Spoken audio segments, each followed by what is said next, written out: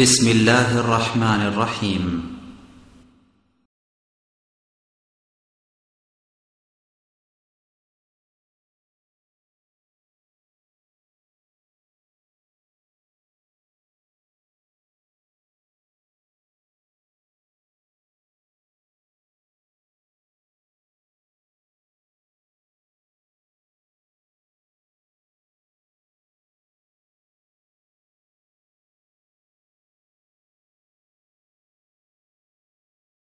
من يهده الله فلا مضل له ومن يضلل فلا هادي له وأشهد أن لا إله إلا الله وأشهد أن لا إله إلا الله وحده لا شريك له وأشهد أن محمدا عبده ورسوله أما بعد فإن خير الحديث كتاب الله وخير الهدى هدى محمد صلى الله عليه وسلم وشر الأمور محدثتها وكل محدثة بدعة وكل بدعة ضلالة وكل ضلالة في النار.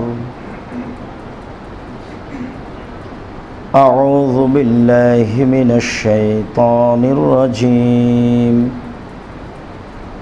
ولتكملوا العدة ولا تكبروا الله على ما هداكم ولعلكم تشكرون.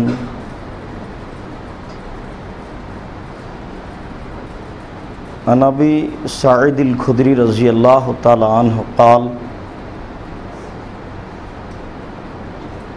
كان النبي صلى الله عليه وسلم يخرج يوم الفطر والأضحى فأول شيء يبدأ به الصلاة ثم ينصرف فيقوم مقابل الناس والناس جلوس على صفوفهم فيعظهم ويوصيهم إلى آخر الحديث رواه البخاري ومسلم. عن جابر بن سمرة رضي الله تعالى عنه قال صليت مع النبي صلى الله عليه وسلم غير مرتين ولا مرتين بغير عدد ولا إقامة رواه البخاري ومسلم. সম্মানিত মসজিদের মুসল্লি, প্রশংসা আল্লাহর জন্য, শান্তি অবতীর্ণ হোক আল্লাহ রাসূলের উপর সাল্লাল্লাহু আলাইহি ওয়াসাল্লাম। আজ আমাদের জুমার খুতবায় বক্তব্যের বিষয় ঈদুল আজহা এবং ঈদুল ফিতরের সালাত এবং তাকবীর ও অন্যান্য আলোচনা। আমরা দুই ঈদের সালাত সম্পর্কে এক গুরুত্বপূর্ণ সংক্ষিপ্ত বিবরণের চেষ্টা করব ইনশাআল্লাহুল আজিজ। আল্লাহ তাআলা আল্লাহকে ডাকার জন্য অনেক মাধ্যম করেছেন। তার একটি বড় মাধ্যম হচ্ছে দুই ঈদ। যদিচ ঈদ বলতে আমরা আনন্দ খুশিকেই বুঝে থাকি, আর মূলত ঈদ শব্দের অর্থ আনন্দ করা। ঈদ শব্দের অর্থ এটাও হয় যে ফিরে আসা। একবার ঈদ চলে যাওয়ার পরে আবার ফিরে আসে। সময়ে সময়ে মানুষের কাছে ঈদের দিন ফিরে আসে, এই জন্যও তাকে ঈদ বলা হয়। তবে ঈদের দিন বলতে খুশি বা আনন্দের দিনকেই বোঝায়। আসলেই কি তা খাওয়ার মাধ্যমে রয়েছে না আরও কিছু রয়েছে? মূলত সেই দিন আল্লাহ তাআলার বড়ত্ব মর্যাদাকে উল্লেখ করাই হচ্ছে মূলত ঈদ।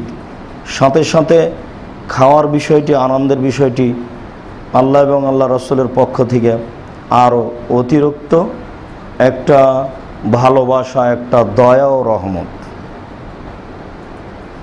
এ ব্যাপারে আল্লাহ তাআলা বলেন বলে তুকমিলুল ইদ্দাতা, তোমরা রমজানের দিনগুলি পূর্ণ হিসাব রাখো।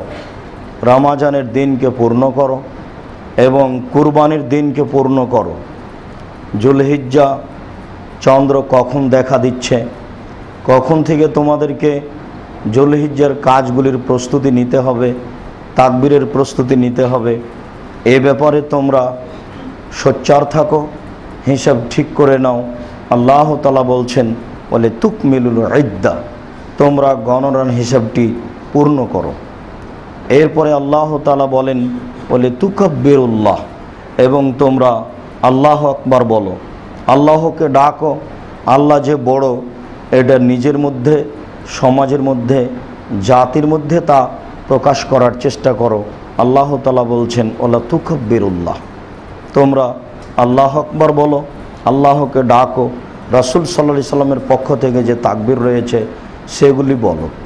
এরপরে আল্লাহ তাআলা বলছেন আলামা হাদাকুম, যেভাবে আল্লাহ তাআলা রাসূল সাল্লাল্লাহু আলাইহি সাল্লামের মাধ্যমে তোমাদের পথ পদ্ধতি বলে দিয়েছেন সেইভাবে বলো।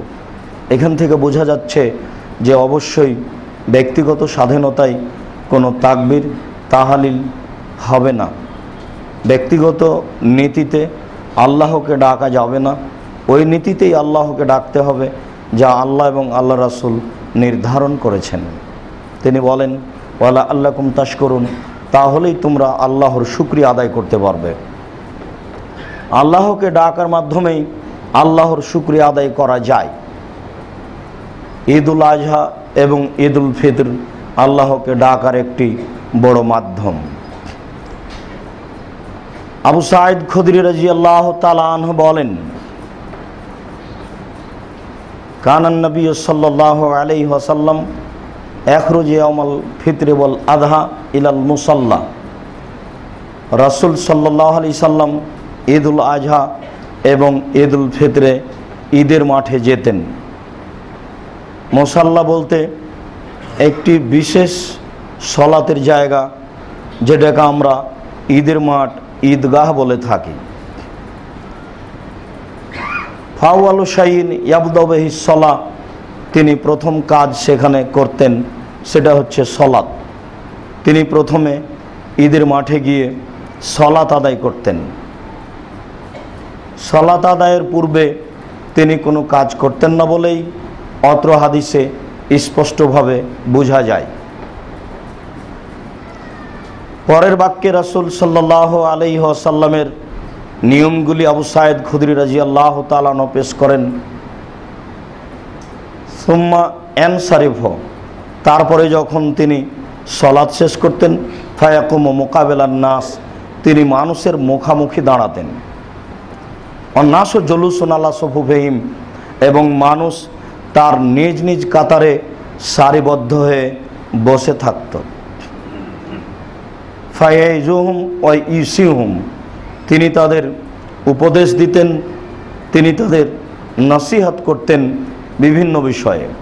অন্যান্য হাদিসে কি বিষয়ে তিনি উপদেশ দিতেন, কি বিষয়ে তিনি তাদের ওয়াজ শোনাতেন, ভালো কথাগুলি বলতেন, তা বোঝা যায়।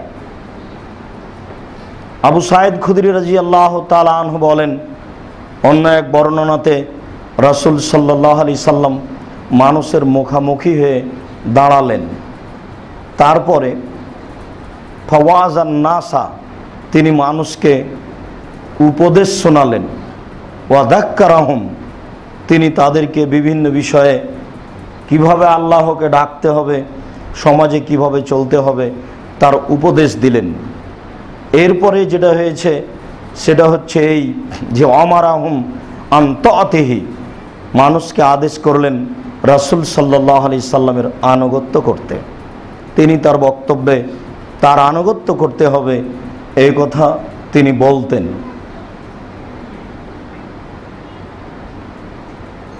আনুগত্যের কথা আল্লাহ তাআলাও বলেছেন। আল্লাহ তাআলা বলেছেন ওমা আতাকুমুর রাসূল ফাখুযুহু ওমা নাহাকুম আনহু ফান্তাহু, রাসূল যা দিয়েছেন তা গ্রহণ করো, আর তিনি যা নিষেধ করেছেন তা বর্জন করো। এ কথা আল্লাহ তাআলা বলছেন না যে আমি যা দিয়েছি তা গ্রহণ করো আর আমি যা নিষেধ করেছি তা বর্জন করো। আল্লাহ তাআলা বলছেন রাসূল মুহাম্মদ সাল্লাল্লাহু আলাইহি সাল্লাম যা দিয়েছেন তা গ্রহণ করো, আর তিনি যা নিষেধ করেছেন তা বর্জন করো। মানুষ যারা বলছে যে কোরআন মানতে হবে না, কোরআন মানতে হবে, হাদিস নয়, তারা আসলে কোরআন জানে না বা বোঝে না বা পড়ে না। এটা একটা বোকামি, খামখেয়ালি, শরীয়তের উপরে কিছু কটু মন্তব্য করতে হবে মাত্র তা করে থাকে। শরীয়ত সম্পর্কে তাদের অবগতি নেই। কেননা আল্লাহ তাআলা নিজেই বলছেন, কোরআন মাজিদের আয়াত, মুহাম্মদ সাল্লাল্লাহু আলাইহি সাল্লাম যা দিয়েছেন তা গ্রহণ করো। জীবনে কিছু করার জন্য তার পক্ষ থেকে দেওয়া থাকতে হবে, আর যেগুলি নিষেধ করেছেন সেগুলি বর্জন করতে হবে। নিষেধটা আগে জানতে হবে কোনটা কোনটা নিষেধ।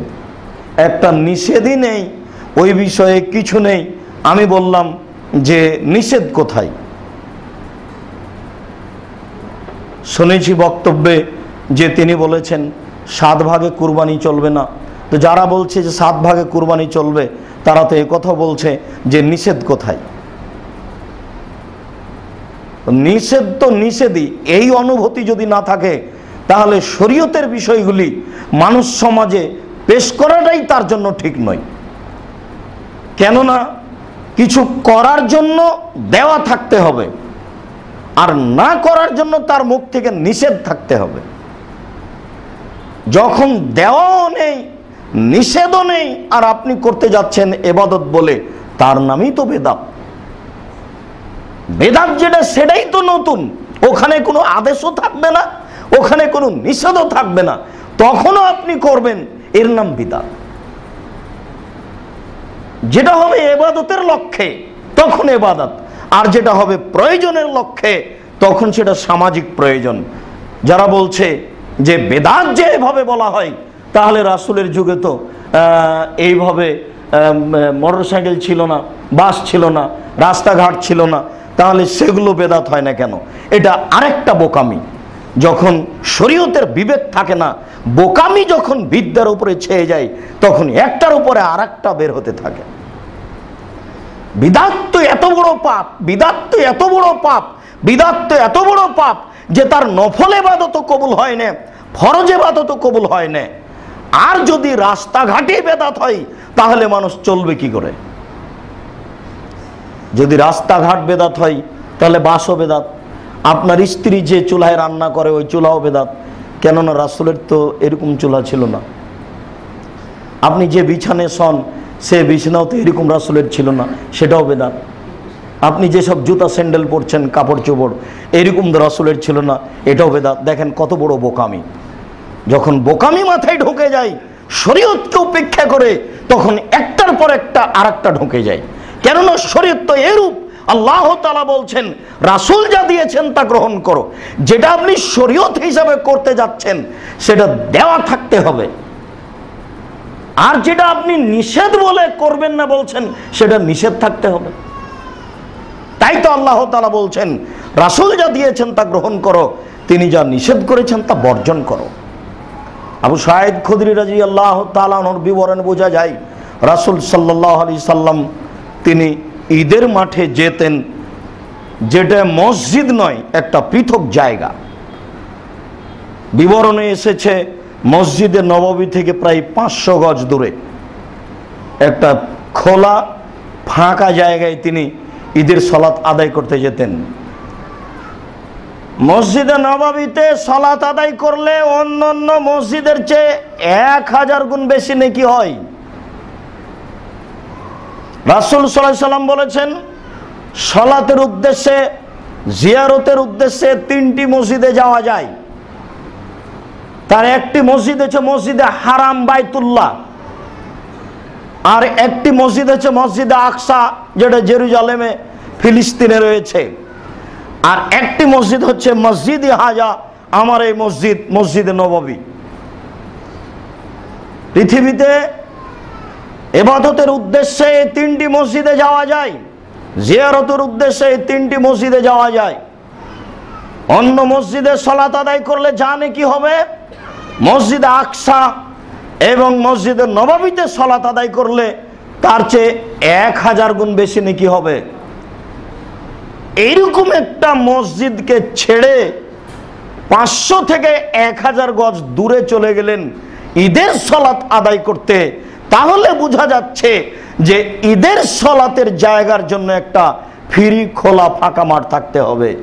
সেই মাঠকে এরা নাকি আবার বউ সাজা করে সাজাচ্ছে। ঈদের মাঠ নাকি বাসর ঘর, মাথায় গোবর ঢুকলে এগুলো হয়। আপনি ঈদের মাঠকে এভাবে সাজাচ্ছেন কেন? রাসূল সাল্লাল্লাহু আলাইহি সাল্লাম মসজিদে নববীকে ছেড়ে চলে গেলেন 500 থেকে 1000 গজ দূরে খোলা মাঠে সালাত আদায়ের জন্য।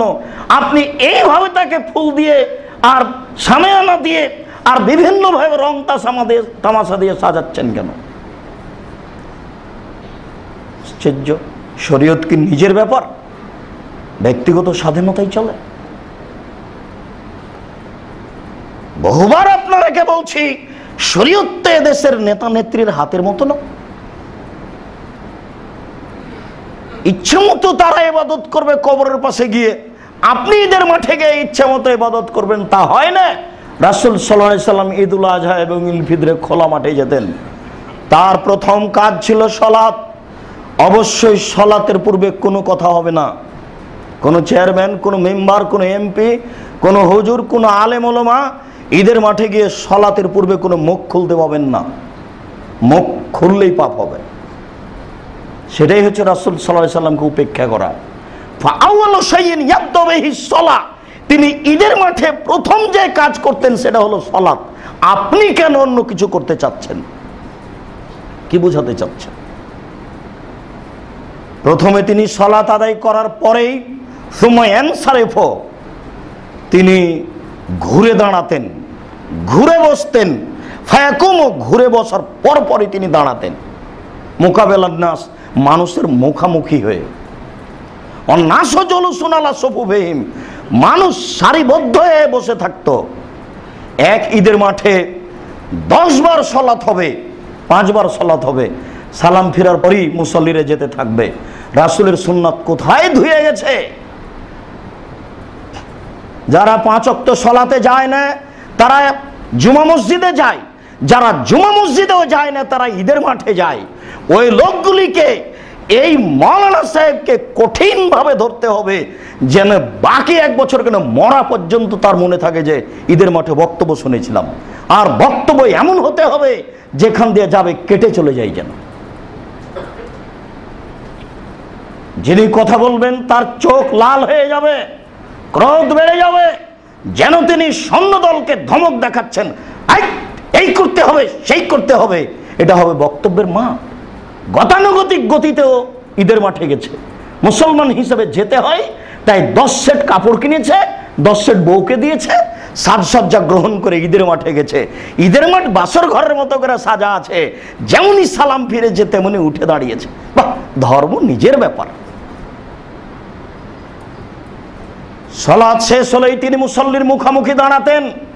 অন্নাস জুলুসুন আলা সুফুফিহিম, মানুষ নিজ নিজ কাতারে সারিবদ্ধ হয়ে বসে থাকত। ফায়াইজুহুম, তিনি তাদের উপদেশ দিতেন। ওয়াইসিহিম, তিনি তাদের উপদেশ দিতেন, তাদের ওয়াজ শোনাতেন।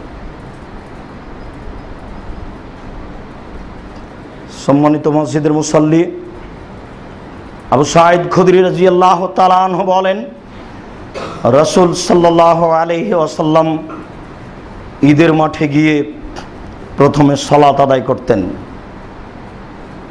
সালাত আদায় শেষ হলে তিনি মানুষের মুখামুখি দাঁড়াতেন। মুখামুখি দাঁড়িয়ে তিনি তাদের উপদেশ দিতেন।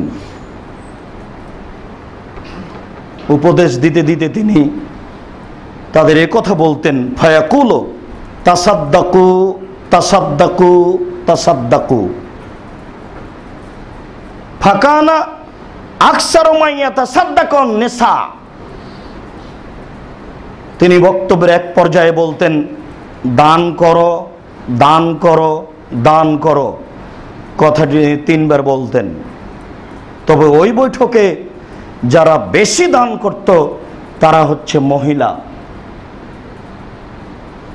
এখানে এই পর্যন্ত বোঝা যায়, অন্য এক বর্ণনায় বোঝা যায়, যখন সালাত শেষ হয়ে গেল তিনি পুরুষদের সামনে বক্তব্য দিলেন। ফাআতান নিসা, তিনি মহিলাদের নিকটে আসলেন। মহিলাদের নিকটে এসে ফাওয়াজাহুন্না, তিনি তাদের বক্তব্য শোনালেন। ওয়া যাক্কারাহুন্না, তিনি তাদের উপদেশ দিলেন। ওয়া আমারাহুন্না বিসাদাকা, তিনি তাদের দান করার জন্য আদেশ করলেন। যখন তিনি পুরুষের পাশ থেকে উঠে মহিলাদের কাছে গেলেন, মাহু বেলালুন, তখন রাসূল সাল্লাল্লাহু আলাইহি সাল্লামের সাথে বেলাল রাদিয়াল্লাহু তাআলা আনহু ছিলেন। এখানে বোঝা যাচ্ছে যে এরকম পর্যায়ে সাথে যাওয়ার জন্য আবু বকর সিদ্দিক উমরকে যেতে হবে এমনটা প্রয়োজন নেই। এখানে এটাও বোঝা যাচ্ছে যে তিনি একাই গেলেন না মহিলাদের নিকটে। প্রাইভেট পড়াচ্ছে শিক্ষক, শিক্ষক নাকি বাপের মর্যাদায়, তাই মেয়েকে প্রাইভেট পড়াতে পারে নির্জনে ঘরে।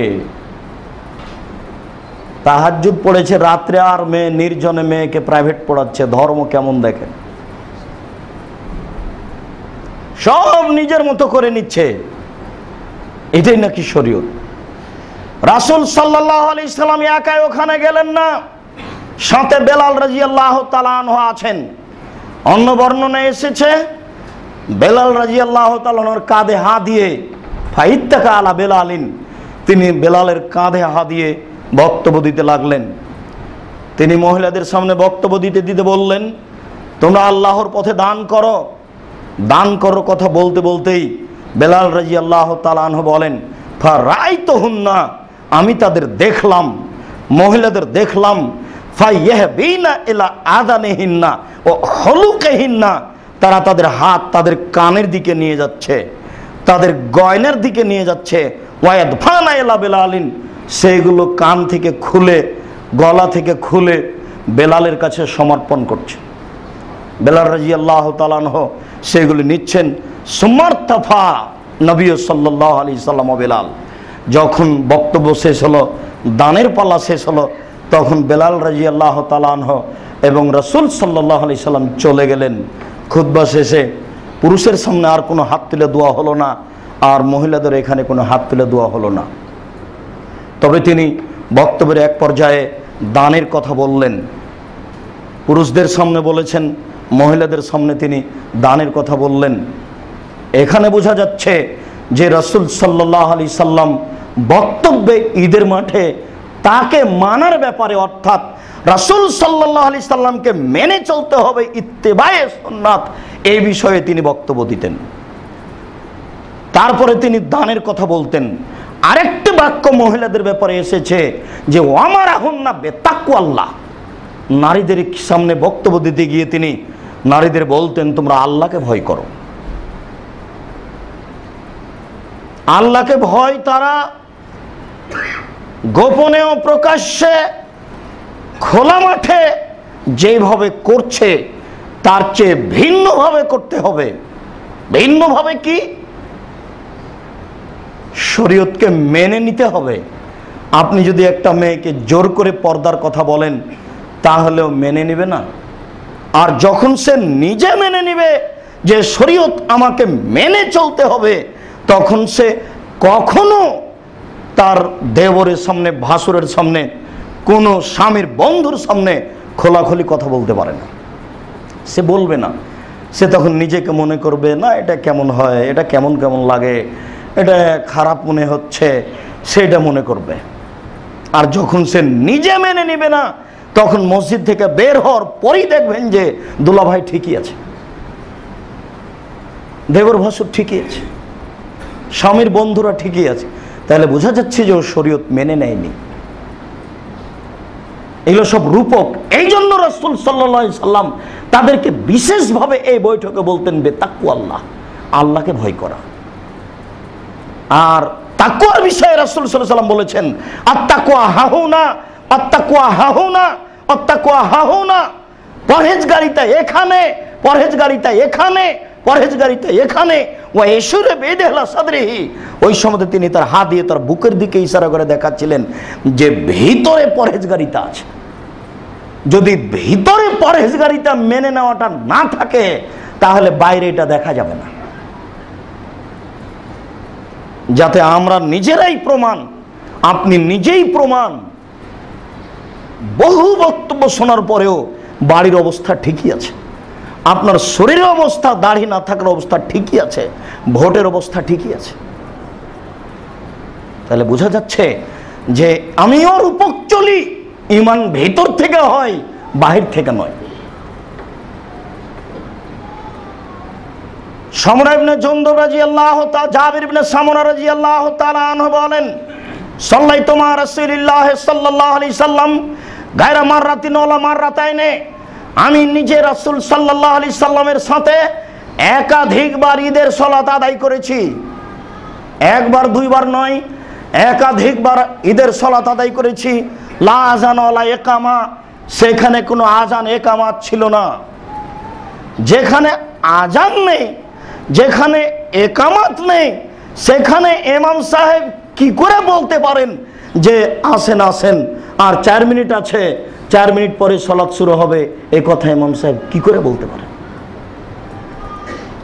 রাস্তায় মানুষ আছে, তাতে ইমামের আসে কি যায়? কার সালাত ছুটে গেল আর কার সালাত থাকলো, এটা ইমামের মাথায় গেল কি করে? ও ভাবে কেন? কুলাতে না পারলে ইমামতি করবে না? রুজি কি ইমামতির সাথে লেগে আছে? রাসূল সাল্লাল্লাহু আলাইহি সাল্লাম বলেছেন, মানুষের মরণ যেভাবে মানুষকে খুঁজে, মানুষের রুজি সেভাবে মানুষকে খুঁজে। মরণ যেমন মানুষকে ফেল করে না, তার একদিন মরণ ঘটবেই। তার জন্য যে রুজি নির্ধারণ করা হয়েছে পৃথিবী সৃষ্টির 50,000 বছর পূর্বে, ওই রুজি যেদিন ওর মায়ের পেটে 4 মাস হয়েছে সেদিন আবার লেখা হয়েছে, ওই রুজি সে পাবেই। মরণ যেমন ফেল করে না মানুষকে, রুজিও তেমন ফেল করবে না। ও লোকের কথা শুনে ঈদের মাঠে বক্তব্য দিবে কেন? যেখানে সাহাবী বলেন, আমি একাধিকবার রাসূলের সাথে সালাত আদায় করেছি, ঈদের মাঠে কোনো আজান ছিল না, কোনো ইকামত ছিল না। আব্দুল্লাহ ইবনে উমর রাদিয়াল্লাহু তাআলা আনহু বলেন, কানান নবী সাল্লাল্লাহু আলাইহি ওয়াসাল্লাম ওয়া আবু বকরিন ওয়া উমর ইসাল্লুনা বেগাইরে আযানিন ওয়াল ইকামা ওয়া ক্বাবলাল খুতবা।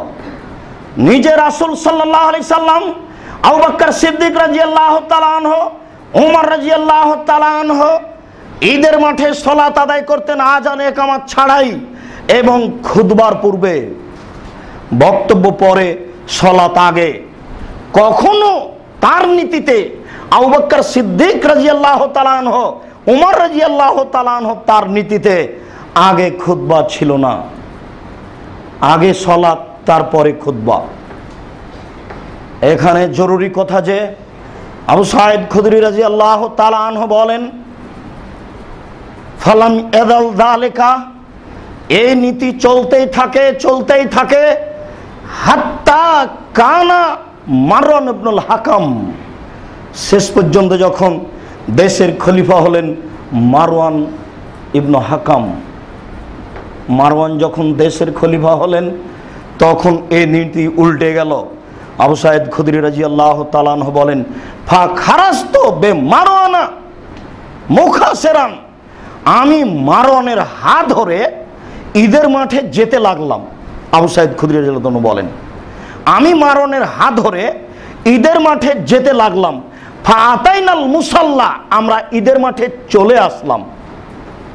ফাইদা কাসির ইবনে সালত বানা মিম্বারান, হঠাৎ ঈদের মাঠে গিয়ে দেখি কাসির ইবনে সালত, সালতের ছেলে কাসির, ও ঈদের মাঠে মিম্বার তৈরি করেছে। তাহলে বোঝা যাচ্ছে যে ঈদের মাঠে মিম্বারও ছিল না।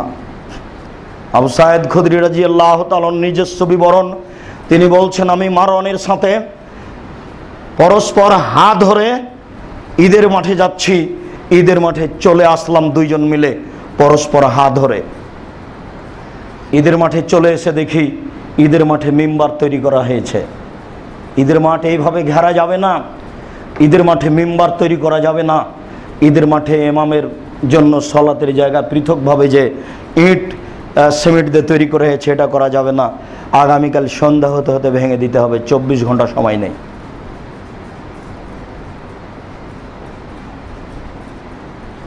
ঈদের মাঠে মিম্বার চলবে না, ঈদের মাঠে ইমামের জায়গায় এভাবে পাকা করা যাবে না। অতিরিক্ত করা যেতে পারে, জমি সামাজিকভাবে দখলের জন্য এরিয়া ঘেরা যেতে পারে। ঈদের মাঠের ওই মেঝেটা পাকা করা যাবে না, এটা খোলা ফাঁকা মাটি থাকতে হবে, এটাই শরীয়ত। গরু ছাগল যায়, গরু ছাগল গেলে কি হবে? আপনি স্বাভাবিকভাবে ঘিরে রাখেন। কবরের উপরে গরু ছাগল গেলে কি হবে? এইভাবে কবর পাপের পাকা করতে হবে, এটা কে বলল? শরীয়তকে তার গতিতে থাকার সুযোগ দিতে হবে। নিজে থেকে একটা ভালো কিছু মনে করে নিলে সেটা ঠিক হবে না। তিনি গিয়ে দেখেন ঈদের মাঠে মিম্বার তৈরি করা হয়েছে। মারওয়ানা ইয়াদাহু, মারওয়ান আমাকে হাত ধরে টানছে। ফায়াজুরুনি নাহওয়াল মিম্বারে, ও আমাকে টেনে নিয়ে যাচ্ছে মিম্বারের দিকে।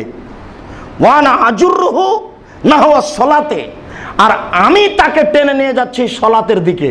তার মানে ও বলছে যে আগে বক্তব্য, আর আমি বলছি আগে সলাত। দেশের খলিফা, দেশের রাজা বলছেন আগে হবে বক্তব্য, আর আমি একজন সাহাবী আবু সাইদ খুদরি, আমি বলছি আগে সলাত। ফালাম্মা রাআইতু যালিকা, আমি যখন এই দৃশ্য দেখলাম তখন আমি তাকে বললাম আইনা ইবতিদাউস সালাহ ইয়া মারওয়ান, মারওয়ান প্রথমে যে সলাত হতে হবে এটা কোথায়? আগে প্রথমে সলাত হতে হবে ঈদের মাঠে, মারওয়ান সেটা কোথায়? মারওয়ান তখন বলছে ইয়াবনা আবা সাঈদ কাদ তরিকা বিমা তা'লামু, আবু সাঈদ তুমি যেটা জানো সেটা এখন ছেড়ে দেওয়া হয়েছে, ওই সুন্নাত এখন চলবে না, এখন আগে সালাত, বক্তব্য পরে সালাত। আবু সাঈদ তুমি যেটা জানো সেটাকে পরিত্যাগ করা হয়েছে, এখন আগে বক্তব্য হবে তারপরে সালাত। তখন আবু সাঈদ খুদরি রাদিয়াল্লাহু তাআলা আনহু বলেন ওয়াল্লাহি, আল্লাহর কসম, ওয়াল্লাহি আল্লাহর কসম, আমি যেটা জানি সেটাতেই কল্যাণ রয়েছে। কারণ বেমা আলামা, আমি যেটা জানি সেটাতেই কল্যাণ রয়েছে, তুমি যেটা করছো সেটাতে কল্যাণ নেই। সুম্মান সারাফা, এই কথা বলে তিনি ঈদের মাঠ থেকে চলে গেলেন। যেখানে আগে বক্তব্য হবে পরে সালাত, সেই মাঠে আবু সাঈদ খুদরি সালাত আদায় করবে না। কসম করে বলছেন যেটা আমি জানি সেটাতে কল্যাণ রয়েছে, তুমি যেটা করতে চাচ্ছ সেটাতে কল্যাণ নেই। এই কথা বলে, তিনবার এই কথা বলে তিনি ঈদের মাঠ থেকে চলে গেলেন। কোথায় ঈদের সালাত আদায় করবেন সেটা ভাববার বিষয় নয়। বিদআত যেখানে আছে সেখানে ঈদের সালাত হবে না, এটাই সুন্নাত। বুখারী মুসলিম, আবু সাঈদ খুদরি রাদিয়াল্লাহু তাআলা মাঠ থেকে চলে গেলেন। সম্মানিত মসজিদের মুসল্লি, বিষয়টি ভাবার আছে। আল্লাহ আমাদেরকে সঠিক বোঝার তৌফিক দান করুক, আল্লাহুম্মা আমিন।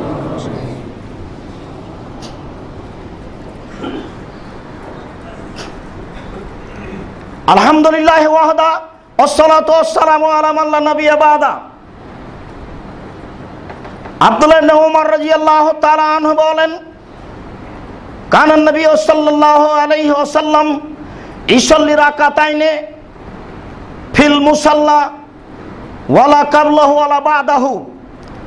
রাসূল সাল্লাল্লাহু আলাইহি সাল্লাম ঈদের মাঠে 2 রাকাত সালাত আদায় করতেন, আগেও করতেন না, পরেও করতেন না। ঈদের সালাত মাত্র 2 রাকাত, আগেও কোনো সালাত নেই, পরেও কোনো সালাত নেই।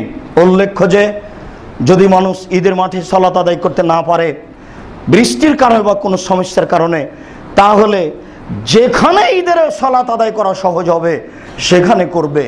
মসজিদেই করতে হবে এ কথা ঠিক নয়, মসজিদে করতে হবে প্রমাণে হাদিসটি ঠিক নয়। যখন ঈদের মাঠে সম্ভব নয় তখন যেখানে সহজ সম্ভব সেখানে গিয়ে সালাত আদায় করবে। সম্মানিত মসজিদের মুসল্লি, কারণবশত যদি ঈদের মাঠে সালাত আদায় মসজিদে যদি সালাত আদায় করতে হয় তাহলে মসজিদের হক আদায় করে বসতে হবে, এটাই সুন্নাত। তখন 2 রাকাত সালাত আদায় করে বসতে হবে। মনে রাখতে হবে এটা মসজিদের হক। ঈদের দিনের ঈদের 2 রাকাত সালাত ছাড়া আগে পরে কোনো সালাত নেই। উম্মু আতিয়া রাদিয়াল্লাহু তাআলা আনহা বলেন উমিরনা নুখরিজাল হুইয়া আযাওয়াতিল খুদুর। উম্মু আতিয়া রাদিয়াল্লাহু তাআলা আনহার বিবরণে বোঝা যাচ্ছে তিনি বলেন আমাদেরকে আদেশ করা হতো আমরা মহিলারা ঈদের মাঠে যাব, যারা যুবতী মেয়ে তাদেরকে ঈদের মাঠে যেতে হবে। তিনি এই কথা বলেন, ফায়াশহাদনা জামাতাল মুসলিমিনা দাওয়াতাহুম, মহিলারা সবাই গিয়ে মুসলমানদের জামাতে একত্রিত হবে এবং তাদের দুয়ায় একত্রিত হবে। এই হাদিসের অংশ পেশ করে একাধিক অবুজ আলেম বলতে চাচ্ছেন, এই যে হাত তুলে দোয়া না থাকলে কেন এই বাক্য আসলো যে ইয়াশহাদনা জামাতাল মুসলিমিনা দাওয়াতাহুম, মহিলারা মুসলমানদের জামাতে উপস্থিত হবে এবং তাদের দোয়াতে উপস্থিত হবে। ও বুঝলো না যে দোয়া মানে কি। অন্য বর্ণনায় মুসলিম গ্রন্থে এসেছে ইউকাব্বিরনা মা'আন নাস, মহিলারা ঈদের মাঠে গিয়ে মানুষের সাথে তাকবীর পাঠ করবে, এটা হলো দোয়া। আর উনি যে বক্তব্য দিবেন সেই বক্তব্য মহিলাদেরকে শ্রবণ করতে হবে, এটা হলো দোয়া। এখান থেকে এই ফাঁকে সুযোগ নিয়েছে যে হাত তুলে দোয়া করতে হবে, অথচ তা বিদআত, তা কখনো নয়। সম্মানিত মসজিদের মুসাল্লি, অত্র বিবরণের এই পর্যন্ত বোঝা যায় যে মহিলাদেরকে ঈদের মাঠে যেতে হবে, তারা বক্তব্য শুনবে এবং তাকবীর পাঠ করবে। এই পর্যন্ত রাসূল বলতেই কালাতে ইমরাতুন, একজন মহিলা বলে বসলো, আল্লাহ রাসূল, ইহদানা লাইসা লাহা জিলবাব, আমাদের এমনও কতগুলি মহিলা রয়েছে যার ঈদের মাঠে যাওয়ার মতো পোশাক, জিলবাব, চাদর নেই। তখন রাসূল সাল্লাল্লাহু আলাইহি ওয়াসাল্লাম বলছেন, ফাতুল বিসহা সাহেবাতুহা মিন জিলবাবিহা, তাহলে আরেকজন মহিলা যেন তাকে কাপড় দেয়, চাদর দেয়, সে দিবে নিজে থেকে, অথবা আরেকজনের কাপড় নিয়ে ঈদের মাঠে যাবে, যেটা আগে ছিল। আগে একজন মানুষের কাপড় নিয়ে আরেকজন মানুষ আত্মীয় স্বজনের বাড়ি যেত, এখন সেটা মানুষ ভুলে গেছে। এখন আর কাপড়ের অভাব নেই, কত সেট কাপড় জমা হয়েছে তার কোনো হিসাব নেই। অত্র বুখারী মুসলিমের বিবরণে বোঝা যায়, কোন মহিলার যদি কাপড় না থাকে তাহলে আর একজনের কাপড় নিয়ে ঈদের মাঠে যেতে হবে। মহিলারা ঈদের মাঠে যেতে বাধ্য। জুমা মসজিদে যাওয়া ভালো, 5 ওয়াক্ত সালাত বাড়িতে ভালো। মহিলাদের জন্য 5 ওয়াক্ত সালাত বাড়িতে ভালো, জুমা মসজিদে যাওয়া ভালো, ঈদের দিনে যেতে বাধ্য, এটাই শরীয়ত। মহিলাদেরকে ঈদের মাঠে যেতেই হবে যে কোনো মূল্যে। পুরুষেরা যদি ব্যবস্থা না করে ঈদের মাঠে, তাহলে এমনি এক জায়গাতে গিয়ে দাঁড়িয়ে যাবে। জানি না কিভাবে বাংলাদেশের কোনো কোনো অংশে আহলে হাদিস এলাকাতে মহিলাদের কোনো ব্যবস্থা হলো না। যেমন রাজশাহী, চাঁপাইনবাবগঞ্জে মহিলাদের জন্য ঈদের মাঠে কোনো ব্যবস্থা নেই। দীর্ঘদিন থেকে মহিলারা জুমা মসজিদে মহিলাদের ইমামতিতে সালাত আদায় করছে। ঈদের দিন মহিলারাই সালাত আদায়ের পরে তারাই বক্তব্য দেয়, অথচ যেখানে খুতবা আছে সেখানে মহিলাদের জন্য সালাত জায়েজ নয়। জুমার খুতবা দিয়ে মহিলাদের সালাত জায়েজ নয়, ঈদের খুতবা দিয়ে মহিলাদের সালাত জায়েজ নয়। যেখানে খুতবা আছে সেখানে পুরুষ হতে হবে, যেখানে বক্তব্য আছে সেখানে পুরুষ হতে হবে, যেখানে বক্তব্য আছে সেখানে পুরুষ হতে হবে। তাহলে মহিলা ধর্মের নাম দিয়ে এই জেলা থেকে ওই জেলাতে গিয়ে বক্তব্য দেয় কি করে? ভোট চাওয়ার নামে এখান থেকে ওখানে চলে যাচ্ছে আর বক্তব্য দিচ্ছে। যেই সালাতে বক্তব্য আছে সেই সালাতে মহিলারা ইমামতি করতে পাবে না। মহিলাদের ইমামতিতে ঈদের সালাত বিদআত, মহিলাদের ইমামতিতে ঈদের সালাত বিদআত, মহিলাদের ইমামতিতে ঈদের সালাত বিদআত। তাদেরকে পুরুষের সাথেই সালাত আদায় করতে হবে যে কোনো মূল্যে। তারা দীর্ঘদিন থেকে ইরান থেকে এসে 1200 বছর থেকে এই ভারতের মাটিতে জোর করে শরীয়ত চাপিয়ে দেওয়ার চেষ্টা করছে যে মহিলারা ঈদের মাঠে যাবে না, ঈদের মাঠ পবিত্র, নাপাক হয়ে যাবে। ওখানে রাসূল সাল্লাল্লাহু আলাইহি সাল্লাম বলছেন, যারা ঋতুবতী তারা ঈদের মাঠে যাবে, সালাতের সময় পৃথক হয়ে থাকবে, সালাতে অংশগ্রহণ করবে না, ঈদের মাঠে যাবে। রাসূল সাল্লাল্লাহু আলাইহি সাল্লাম বলছেন, আয়েশা নাবিলনি খুমরা মিনাল মসজিদ, আয়েশা মসজিদ থেকে আমাকে এটা দাও, জায়নামাজটা দাও। তখন আয়েশা রাদিয়াল্লাহু তাআলা আনহা বলছেন, না না হিজ তো, আমি যে ঋতুবতী। তখন আল্লাহ রাসূল বলছেন, লাইসাত হাইজাতুকা ফিয়া দেখে, হাইজ কি তোমার হাতে লেগে আছে নাকি? হাইজ তোমার হাতে লেগে নেই, এ দাও, জায়নামাজ দাও। রাসূল সাল্লাল্লাহু আলাইহি সাল্লামের কথা অনুযায়ী আয়েশা মসজিদে ঢুকে জায়নামাজ এনে দিলেন। আর আজকে নাকি ঈদের মাঠে মহিলা গেলে নাপাক হয়ে যাবে। ঈদের মাঠ আশ্চর্য, মহিলারা নাকি জুমা মসজিদে আসলে নাপাক হয়ে যাবে। আশ্চর্য, এক একটা ঢঙের কথা এক এক ধরনের। ওরা নাকি পায়জামা পরে যদি সালাত আদায় না করে তাহলে লজ্জা স্থানের যোগাযোগ মাটির সাথে থাকবে, মাটি নাকি অভিশাপ করবে, বুবুর কথা। তাই পায়ের সাথে গোড়ালি লাগিয়ে সালাত আদায় করতে হবে। ওরা যদি ওই সিজদা করার সময়তে হাতে যেমন মাটিতে পড়ে যায় সেইভাবে মাটিতে পড়ে গিয়ে আঁটোসাঁটো হয়ে বুককে উরুর সাথে লাগিয়ে সিজদা করতে হবে, নইলে স্তন ঝুলন্ত থাকবে, নাকি তখন পর্দার ব্যাঘাত ঘটবে। সেই জন্য এইভাবে বলছে সব এগুলো রূপক কথা ধর্মের নামে, সব এগুলো অহেতুক কথা। মহিলাদেরকে ঈদের মাঠে যেতেই হবে, জরুরি হবে। আনাস রাদিয়াল্লাহু তাআলা আনহু বলেন, রাসূল সাল্লাল্লাহু আলাইহি ওয়াসাল্লাম ইউখালিফুত তারিকা ফিল ঈদ। রাসূল যখন ঈদের মাঠে যেতেন তখন রাস্তা পরিবর্তন করতেন, যে রাস্তায় গেছেন সে রাস্তায় আসতেন না, যে রাস্তায় এসেছেন সে রাস্তায় যেতেন না।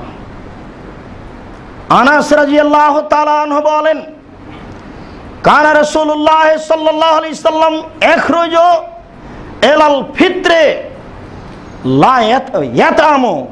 রাসূল সাল্লাল্লাহু আলাইহি সাল্লাম যখন ঈদুল ফিত্রে রমজানের পরে ঈদের মাঠে যেতেন তখন খেয়ে যেতেন। ওয়ালা ইয়াতামু আল আজহা কাবলা ইসাল্লিয়ে আও ইসাল্লিয়ে। আর রাসূল সাল্লাল্লাহু আলাইহি সাল্লাম যখন ঈদুল আজহাতে যেতেন তখন খেয়ে যেতেন না যতক্ষণ পর্যন্ত সালাত আদায় করেছেন। সালাত আদায়ের পরে খেতেন। তাহলে যে ঈদুল আজহা এটার নাম রোজা নয়, ঈদুল আজহাতে না খেয়ে ঈদের মাঠে যাওয়া এটার নাম সিয়াম নয়। ঈদুল ফিতরে খেয়ে যাওয়া সুন্নাত, আর ঈদুল আজহাতে এসে খাওয়া সুন্নাত। এর সাথে কোনো সাহারি নাই, কোনো খাওয়া নাই, নিয়মটাই ভুলে যাচ্ছে। আবার ভালো করে স্মরণ করে নিন, ঈদের মাঠে ঈদুল ফিতরে খেয়ে যাওয়া সুন্নাত, আর ঈদুল আজহাতে এসে খাওয়া সুন্নাত। গোস্ত হোক আর যেটাই হোক, ঈদুল ফিতরের জন্য একরকম সুন্নাত আর ঈদুল আজহার জন্য একরকম সুন্নাত। জাবের রাদিয়াল্লাহু তাআলা আনহু বলেন, কাদামান নবী সাল্লাল্লাহু আলাইহি ওয়াসাল্লাম আল মদিনাতা। রাসূল সাল্লাল্লাহু আলাইহি ওয়াসাল্লাম মদিনায় আসলেন। ওয়ালাহুম ইয়াওমানে ইয়ালাবুনা ফীহিমা। যখন তিনি মক্কা থেকে মদিনায় চলে আসলেন তখন মদিনার লোকদের জন্য দুইটি দিন ছিল, সে দিনে তারা খেলাধুলা করত। ফাকাল রাসূলুল্লাহ সাল্লাল্লাহু আলাইহি ওয়াসাল্লাম মা হাজানি ইয়াওমানে, এই দিন তোমাদের কেমন দিন, এই দিন দুইটি তোমরা কি করো? তখন মদিনার লোকেরা বলল, কালু তারা বলল যে কুন্না নালাবু ফীহিমা ফিল জাহেলিয়াতে, আমরা জাহেলিয়াতের যুগ থেকে, অন্ধকারের যুগ থেকে, বন্যতা বর্বরতার যুগ থেকে এই দুই দিনে আনন্দ ফুর্তি করতাম, খেলাধুলা করতাম।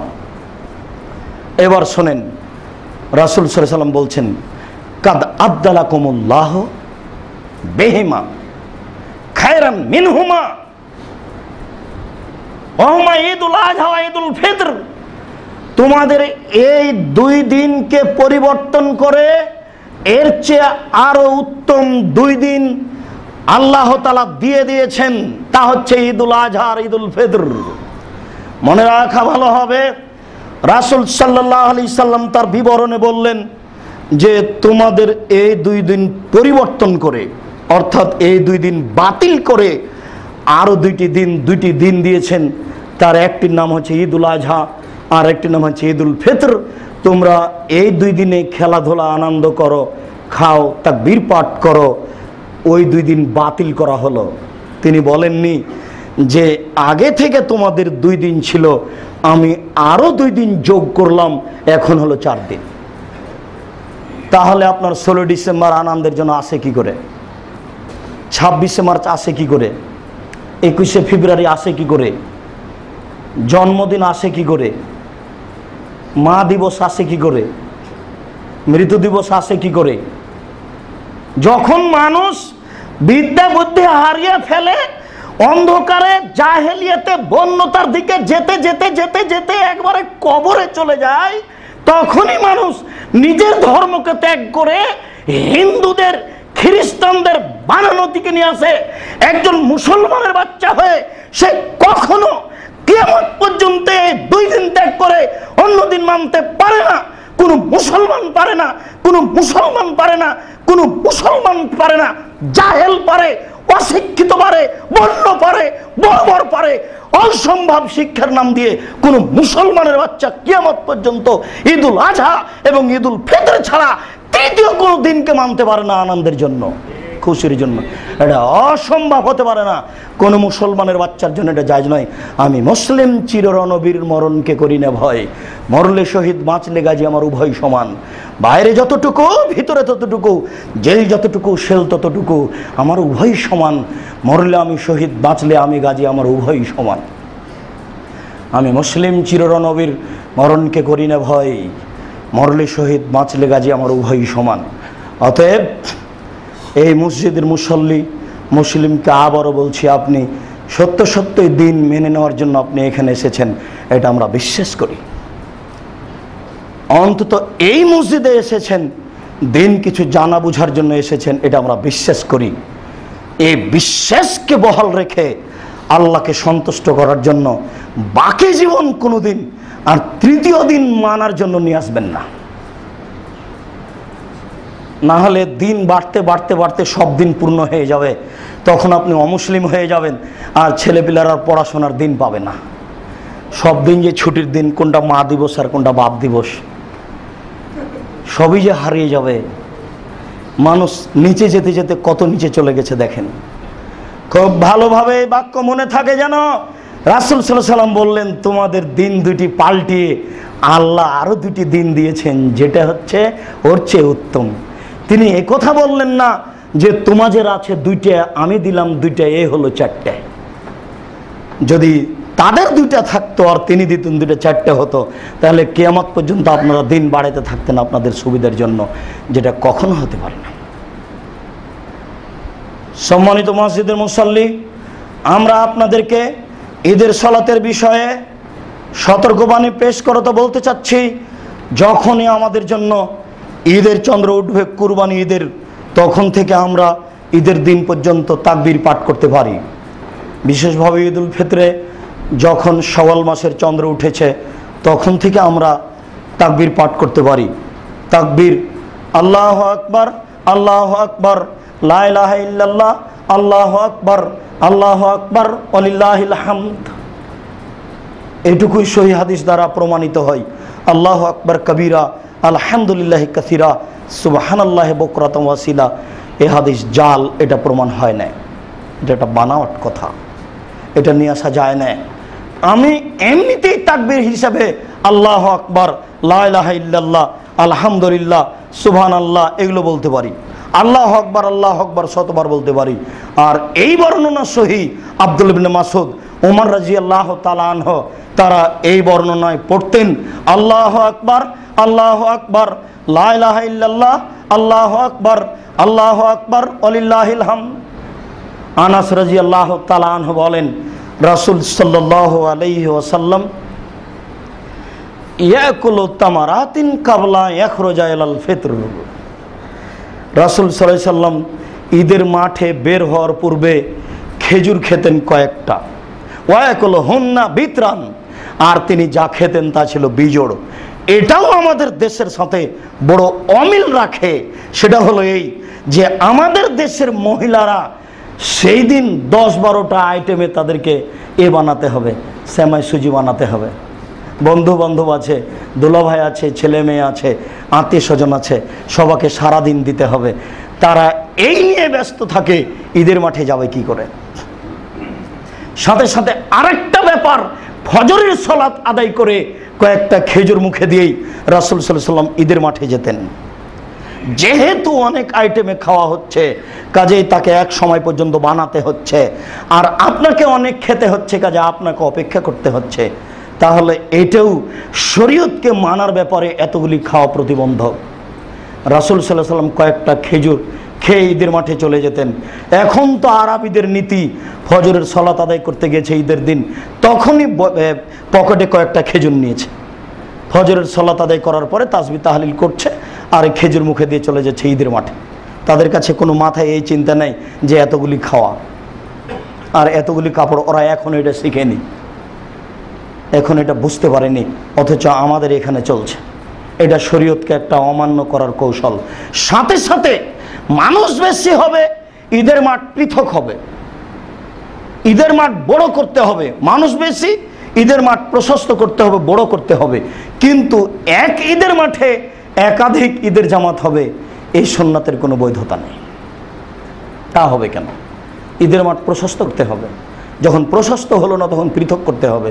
কেননা সূর্য ওঠার কিছুক্ষণ পর পরই ঈদের সালাত আদায় করতে হবে, যাতে বোঝা যায় এখন 7টা 7:30 এরকম একটা সময়ে ঈদের সালাত আদায় করতে হবে। এটাই সুন্নাত। সাহাবীগণ আপনার ওই মসজিদে ফজরের সালাত আদায় করার পরে তাসবিহ তাহলিল করে ওইভাবেই তারা ঈদের মাঠে চলে যেতেন। আর এখন আমাদের প্রস্তুতি, ওইদিকে ঈদের মাঠ সাজাতে হবে তার প্রস্তুতি, এদিকে খেতে হচ্ছে তার প্রস্তুতি।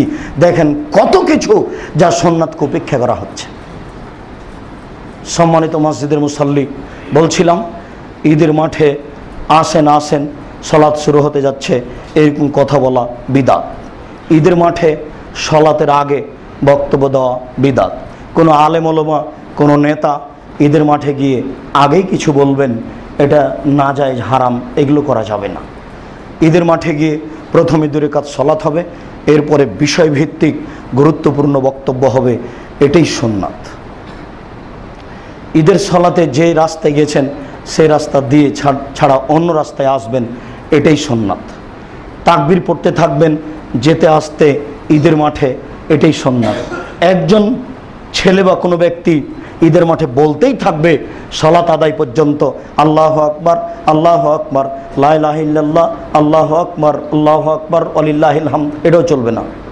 সবাইকে তাকবীর পাঠ করতে হবে নিজ নিজ গতিতে। পুরুষ নারী সবাই নিজ নিজ গতিতে তাকবীর পাঠ করবেন। মহিলাদেরকে ঈদের মাঠে যেতেই হবে, তারা যেতে বাধ্য। আবার কথার মাপ শুনে নেন, তারা ঈদের মাঠে যেতে বাধ্য। জুমা মসজিদে যাওয়া ভালো, 5 ওয়াক্ত সালাতে না যাওয়া ভালো। তারা 5 ওয়াক্ত সালাত বাড়িতে সালাত আদায় করবে, জুমা মসজিদে যেতে পারে, ঈদের মাঠে যেতে বাধ্য। এক একটা শরীয়তের মান আছে। কারণবশত যদি কারো ঈদের সালাত ছুটে যায়, তাহলে বাড়িতে 2 রাকাত সালাত আদায় করে নেবে 7, 5, 12 তাকবীরে। কাসির ইবনে মাসুদ আন আবিহান জাদ্দিহি কাল, কাসির ইবনে আব্দুল্লাহ ইবনে মাসুদ বলছেন যে রাসূল সাল্লাল্লাহু আলাইহি ওয়াসাল্লাম ইকাব্বিরু ফিল ঈদাইনে, 2 ঈদে তিনি তাকবীর পাঠ করতেন। সাবান ফিলুলা কাবলাল কেরাতে, প্রথম রাকাতে কেরাতের পূর্বে 7 বার বলতেন আল্লাহু আকবার। ওয়াফিল আখিরাতে খামসান কাবলাল কেরাতে, আর দ্বিতীয় রাকাতে কেরাতের পূর্বে 5 বার বলতেন কেরাতের পূর্বে।